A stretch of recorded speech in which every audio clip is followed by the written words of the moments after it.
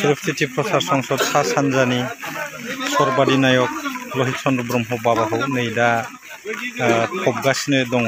बेखौ फबनाय थावनिया जाबाय चिरां जिल्लानि सिङाव थानाय सथ' सामथाइबारि।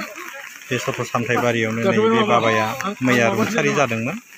बे रुंसारि जानाय बाबाखौ दिनै बेहाय गारनाय जाबाय। बियो जोबथा खामानि।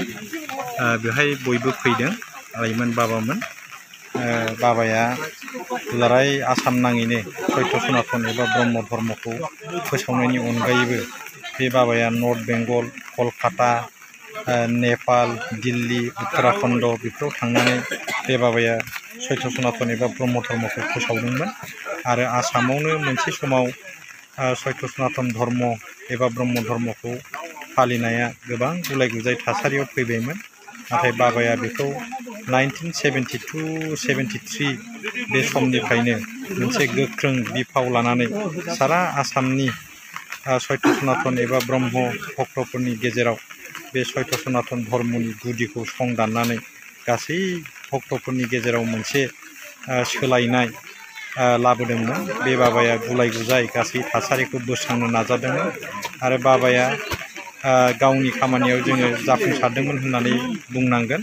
मानो होननानै बुङोबा जि समाव सत्य सनातन एबा ब्रह्म धर्मनि प्रसारक बाबामोनहा लोंनाय जानाय बेफोराव गफबनानै दंमोन, बा बेबायदिनो शास्त्रनि जेबो गियान गैयामोन। बेफोर गियान गैयि लोंला जाला बेफोर गासै थासारिफोरखौ बाबायानो 1972-73 मायथाइनिफ्राय गावनि गोख्रों नाजानायजों माने बे गासै जेंनाफोरखौ समाधान खालामनानै होनो नाजादों। आरो बाबाया जाफुंसारदोंबो। दिनै बाबानि नाजानायजोंनो गोबां ब्रह्म धर्म एबा सत्य सनातन धर्मनि भक्तफोरा निरामिस जानो हाबाय।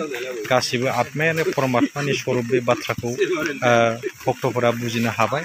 दिनै निसा बेसाद जानाय बेखौबो बे बाबायानो बोखारबाय। जानाय लोंनाय आरो बिनि अनगायैबो ना बेदर जानाय बहुद माने पाप गोनां खामानिनिफ्राय दिनै बाबानि नाजानायावनो भक्तफोरा जानगार थानानै दिनै माने मोनसे पाप गैयि गोथार आत्माखौ मोननानै सोलिनो हानाय बेबायदि मोनसे थासारि जाबाय। दिनै बाबाया जोंनि थाखाय फुजिजाथाव, सिबिजाथाव। जोनोमा थायोबा थैनायाबो थायो। दिनै बाबाया परमात्मानि नेम बायदियैनो मैया गावनि जोबथा हांखौ गवालपारा टाउनाव थानाय सलेज हस्पिटाल एन्ड रिसार्च सेन्टाराव बे बाबाया गावनि जोबथा हांखौ बोयो। बाबाया थांनाय 27 सेप्तेम्बर अक्ट'खालि फुं समाव साहा लोंबाय थानाय समावनो हरखाब प्रेसार स्ट्रक जानानै शारिरिक भाबै दानसेनि एसे बांसिन एसे खस्थ' भुगिनानै बाबाया मैया जोबथा हांखौ बोबाय। आरो जोङो दिनैनिफ्राय बाबानि जि गोदै राव सत्य सनातन एबा ब्रह्म धर्मनि खोथाफोरखौ बाणीफोरखौ जोङो बाबानि खुगानिफ्राय खोनासंनो मोननाय नंलिया। जिखियानो जाया मानो बाबाया गोबां अबदान होलांबाय। बे लहित चन्द्र ब्रह्म बाबायानो थांनाय 1983 मायथाइयाव बर'फोरनि सिगाङाव सबसे बयनिख्रुइबो सिगां प्राइभेट स्कुल गायसंजेनदोंमोन। आरो गायसंनानै बर'फोरखौ लेखा फरायनो थुलुंगा होदोंमोन आरो फरायनायनि थाखाय बेबस्था खालामनानै होदोंमोन।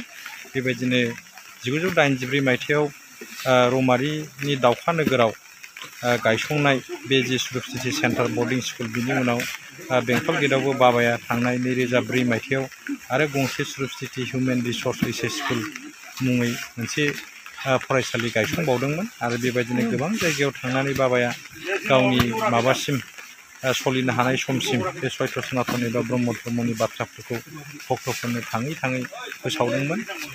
दिनै बाबाया जोंनि गेजेरनिफ्राय गोमोरलांबाय। नैबे जि सामथाइबारियाव थानाय सथ' सामथाइबारियाव थानाय जि संसदनि हा, बेहायनो बाबाखौ दिनै फबनाय जाबाय। आरो जोङो संसदआ बे जायगायाव जि जायगायाव बाबाखौ फबनाय जादों बे जायगायाव माने मोनसे समाधि खेत्र जोङो बेहाय बानायनो नागिरदों। जों हानायमानि नाजागोन। दा नै नायनानै लादों आइमोन बाबामोन, बाबाखौ बेहायनो फबनाय जाबाय।